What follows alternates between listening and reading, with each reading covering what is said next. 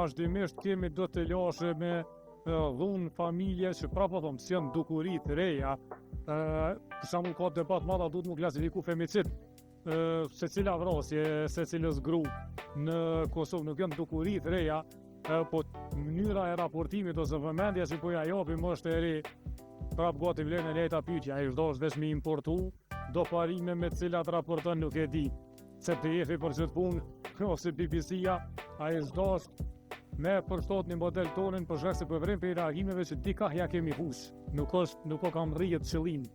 Unë djebin e pa ta legjeratën dhe me student shpesh herë marrë këtë përgjigjen për tyne në momentin që ata dalin tregun e punës pojnë, edhe unë nihem jashtëzakonisht keq kur i shoh gabime tek ish studentin mi, edhe që janë në numër të madh, edhe zakonisht ju shkruaj, ju flas, edhe thojnë po e kemi pas presionin e redaksisë, redaktori ka thonë, redaktoria, edhe ju thonë ju duni me luftu për do vlera dhe parimet ju janë njëtë, të cilat nuk i thani për askënd, as për redaktorin, as për babën, as për nanën, edhe thëni stop, nuk shkon matutje, kjo është në qyshe komësu dhe menoj që është mas miri e mundshme, shpesh herë mundet me ju pushtu edhe me venin e punës, me ju pushtu me shumë gjona tjera, po njëri duhet me jetu me do vlera dhe parime njëtë, dhe me thonë që ajo vim të që ajo aspekti etikës individuale.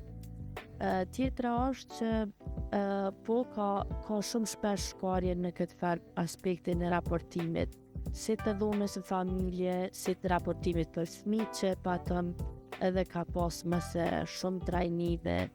Edhe kjo vim shpesh herë të ajo që thojnë student, po na ato që mësojmë të ri, thojnë shpesh na thojnë në për shpit mediale që nuk zbatohet praktik.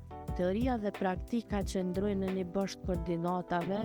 Këtu që ju rresin stu media në Kosovë kanë kry shkollën në Kosovë, shumë kolegë me që janë ardhur prej Kolumbias, as prej Georgetownit, as prej... Sakt, edhe do me thonë ato që ndrojnë një bësht koordinatave përballë njëna tjetrës që as njëna pa tjetrën nuk bojnë. As teoria pa praktikën, as praktika pa teorinë.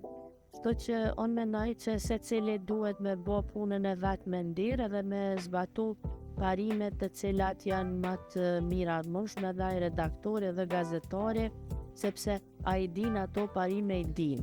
Pse ndodhin këto shparje, ndodhin për aspektin e shpejtësisë, klikimeve, senzacionit, do me thonë anë e këti mësojmë gjëja parë që mësojmë është që lajmi senzacional s'është lajm. Dhe me thonë së është lajm profesional edhe së është etik.